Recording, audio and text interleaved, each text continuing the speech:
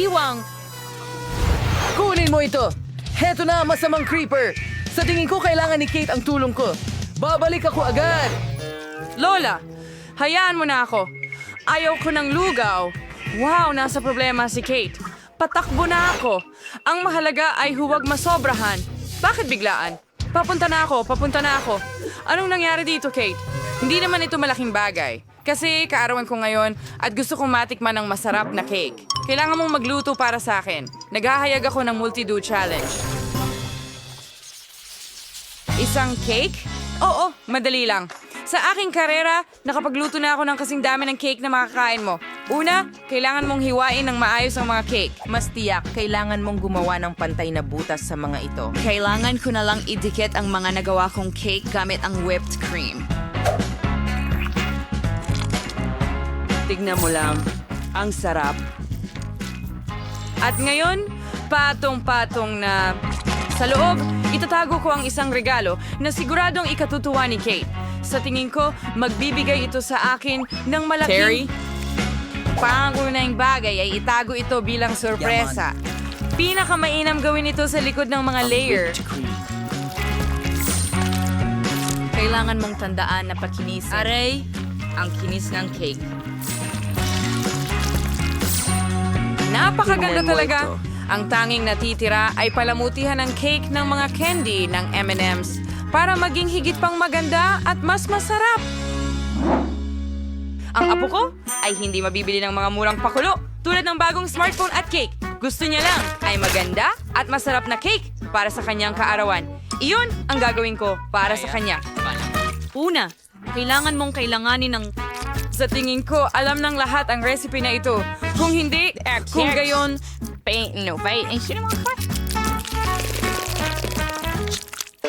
perfecto. Kailangan mo Magdagdag ng kaunting kakao. Okay. Ang magiging lasa ng hinaharap na cake ay magiging masarap na tsokolate. At ang kulay ay tsokolate din. Tingnan mo, Zach. Nakita mo na ba ang ganitong chocolate dough? Hindi ko pa rin ito nakita. Astig ito ngayon. Kailangan na nating i-bake ang cake. Gayunpaman, una kailangan mong alisin ang panga sa iyong mga kamay. Ang lola ay nagkaroon ng magandang ideya. Talaga namang mahal na mahal ni Kate ang tsokolate. Bakit hindi ko siya gawa ng cake mula sa lahat ng chocolate bars na gusto niya? Medyo simple lang. Ilagay mo lang to. Sip-sipin ito lahat sa kanilang panulat. Medyo napakadali nito. Oo, masyadong madali. Well, oras na para sa oven. Hoy, hintayin mo ako. Sir, ito ang oven. Ilalagay natin ang mga cake natin sa loob. Paano ito gumagana? Sa tingin ko, nakuha ko na. Umalis ka. Gagawin ko ito mag-isa. Tingnan mo, naitaas mo na sana ang pinakamataas na temperatura. Ayaw mong masira ang oven dahil sa iyong mga pabiglang kilos, hindi ba? Tada! Handa na ang mga cake. Tingnan mo kung gaano ito kaganda. At napakabango, hindi ito kayang labanan ni Kate. Wow! May nakukuha rin akong libreng bagay, ha? Cool! Pero, gayon pa man, iiwan ko ito sa oven ng mas matagal pa. Para mapabilis ang pagluto ng cake. Wala na rin Itataas ko naman pa rin ang si mga degree. Lola. Handa na ang cake ko. Sana masiyahan ang apo ko sa ganitong regalo mula sa akin. Naging cake cupcake ito. Siyempre, kailangan munang magbuhos ng tubig. Kumuha ng gatas. Ha? Ilagay ito sa baso at maghintay hanggang matunaw. Ngayon, bubuksan ko na lang ang pakete at ibuhos ang natunaw na tsokolate sa aking cake. At syempre, huwag kalimutan ang masarap na sprinkles. Oo na. Dian, bilisan mo. Halika na. Ay, nakalimutan ko ang tungkol sa cake. Sana ayos lang to. Naku, anong takot. Sa tingin ko, medyo nasobrahan ako sa wakas. Sana makaisip ako ng kahit ano sa huli. Naku, ang gaganda ng mga cake ng lahat. Pero ako, ito lang. Ayan, nakakatakot na bagay. Tama, may naisip akong maganda. Kailangan palamutian ang cake para hindi halata ang mga kapintasan nito. Oh, walang silbi ito. Natalo na ako. Huwag kang umiyak. Kate, oras na para pumili kung kaninong cake ang mas maganda. Wow, syempre lahat kayo ay nag-effort, maliban kay Zach. Ano itong sunog na piraso ng tsokolate? Iyan ba ay balat ng tsokolate? Luto ba niya ito sa bonfire? Sige na, susubukan ko. Yak! Oh, kakilakilabot. Tara na, Lola. Ang cupcake mo ay napakaganda. Tingnan natin kasing sarap pa rin ba ito ng dati or mas masarap pa? Eto ang lasa. Gustong-gusto ko ang mga cupcake mo, Lola. Ang natitira na lang ay alamin kung ano ang mayroon kay Chef Tina. Masarap din ang cake. The series di sisu. Hintay. Ayo ang nislop. Interesante. Wow! Surpresa! Bago ito ng iPhone! Tina, hindi ko man lang ito na panaginipan. Isipin mo ngayon kung anong mga astig na larawan ang makukuha ko at kung ano pang ibang mga function ang nandyan. Ang daming astig doon. Tina, talagang astig ito. Maraming salamat. Siyempre, pagkatapos ng ginawa mong trabaho, ikaw ang panalo. Alam ko na mananalo ako. Hindi maiiwasan ang aking talento. Ihanda mo naman ako ng sandwich ngayon. Gusto kong mag-almusal. Yehey! Kaya kong gawin yan. Sobrang dali. Dali lang. Uy, naalala mo ba kung ilang sandwich ang ginawa ko para sa'yo dati? Dinala mo pa nga sa school. Siyempre, sa lahat ng sandwich, pipiliin mo ang gawa ng paborito mong lola. Ayon sa tradisyon, ilalagay ko ang tinapay sa toaster. Pagkatapos nito, hindi ito magiging mainit, kundi mas masarap. Zach, pwede mo ba akong tulungan na buksan ito? Walang problema. Wow! Peanut butter ito. Ang sarap! Pwede bang tikman ko? Ang sarap. Zach, anong ginagawa mo? Para ito sa sandwich ko. Sige. Hindi ko maialis sa'yo ang peanut butter. Kailangan kong lutuin ang mas kapaki-pakinabang para kay Kate. Halimbawa, bakit hindi gumawa ng vegetable sandwich? Sa tingin ko, magugustuhan niya ito. Maglalaman ito ng pipino, kamatis, litsugas, sa pangkalahatan, lahat ng pinakamalusog na bagay. Oo nga, pero hindi masarap. Okay, huwag kang mag-alala. Sa oras na ito, gagawin kitang pinakamasarap na sandwich. Sa pamamagitan ng paraan, hindi ito masyadong mahirap gawin. Una, kailangan mong gadgarin ang ilang keso. Ipakita mo sa akin ang taong ayaw ng keso, tama? Simple lang, walang ganitong mga tao.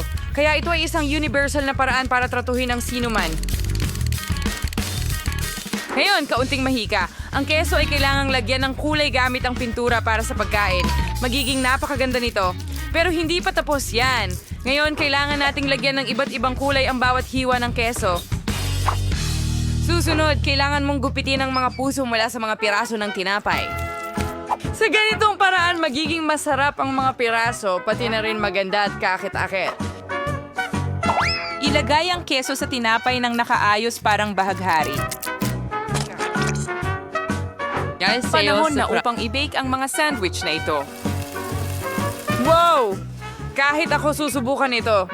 Siyempre, dahil eksperto ako sa aking sining, ang nagresultang mga puso ay inilatag sa dahon ng repolyo. Handa na ang lahat. Malapit na rin akong matapos. Sige, sang-ayon ako kay Tina. Ang mga healthy na sandwich ay hindi masarap, kaya kailangan kong magdagdag ng ham. At maglalagay din ako ng kaunting ketchup. Mas mabuti na yan. Ang sarap. Ay, oo! Sandwich! Naihanda na pala ng lahat ang lahat at nawala ako sa sarili dahil sa peanut butter na ito. Oh, siya na kailangang magligtas sa akin. Ang pasta na ito ay sobrang sarap na kapag pinagsama sa tinapay, ang resulta ay hindi kapantay. Pero ako'y Magdagdag din tayo ng saging. Tama Kaya yan. mas nakakaakit na lumitaw si Kristo sa Kategorya ko lang tinapay. ito ng kaunti. Bakal? Bakit hindi? Na maiisip ni Granny Luke. Kawili-wili! Pero saan nanggagaling ang amoy sunog? Zach, ito'y galing sa lahat ng bakal mo. Ang gulo ko talaga! Nasunog ko na naman ang niluluto ko! I know. Zap, kailangan mong makinig. May pagkakataon pa ako. Hindi ko talaga alam kung saan magsisimula. Ang lahat ay mukhang napakasarap. Zach, sumobra ka ba ulit sa apoy? Anong inihanda mo para sa akin? Hindi naman makain. Nakakadire. Sana nagtagal pa ako. Hindi maganda ang kababalaghan na ito. Tingnan natin kung paano ako sorpresahin ni Lola. Ayan ang nakuha ko. Ito ay isang sandwich. Ang pinakamasarap na sandwich na natikman ko. Kailangan ko lang subukan ngayon ang sandwich ni Tina. Wow, ang liwanag. At lahat ng kulay ng bahaghari sa loob. Wow! Astig! Napakasarap din nito. Talagang nasasabik ako. Pero sige pa man, ang sandwich ni Lola ay parang mas nakakagutom. Pasensya na, Tina. Hurra! Sa wakas gusto ko. Gumawa ng tsokolating oso ngayon. Ang masarap na teddy bear. Isang bagong bagay. Sana kaya ko ito. At meron na akong ideya. Kailangan ko ng Oreo cookies para mangyari ito. Una, kailangan mong tanggalin ang kremang nasa pagitan ng mga cookies. Ang sarap talaga nito. Ngayon, kailangan mong durugin ang cookies. Ang mahalaga ay huwag kainin ito bago ang oras. Susunod, kakailanganin ko ang Nutella.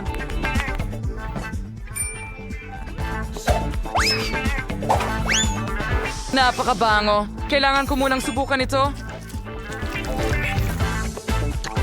Kailangan kong ihalo ito ng maayos sa Oreo crumbs at makakuha ng malagkit na masa.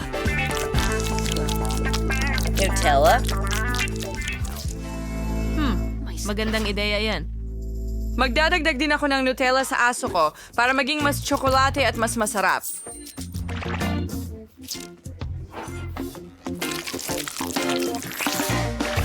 Ngayon ay bubugbugin ko ng maigi ang manikang ito gamit ang isang mixer. Ang haba. Salamat, sir. Subukan natin. Mas mabdaya. Oh, Lola. Niluto mo ang manika ng matagal. Akin ay handa na. Ibubuhos ko ang Trill ilang mani. kakawinid.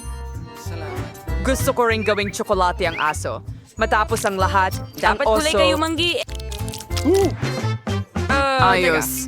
Handa na ang chocolate mess kong Oreos at Nutella. Good string gagawin na ni Baird. Zach, hindi mo alam kung paano mag-cookit. Pati na rin paano magluto. Manood at matuto. Halos handa na ang batter ng pancake. Kailangan itong ibuhos sa kawali. Sa isang bote. Para sa huli, mas madali itong isiksik sa kawali.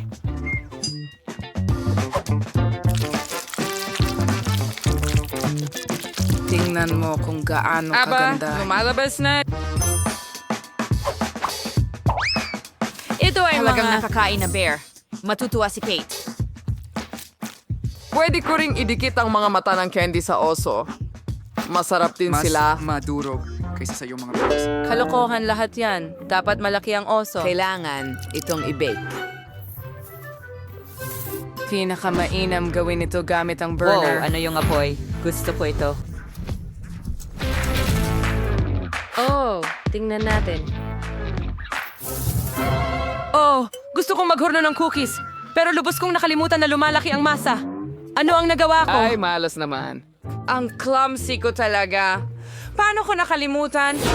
Wow, ang cute ng mga bear mo. Maliban dyan, Tina. Medyo nakakakilabot. Sana masarap man lang ito.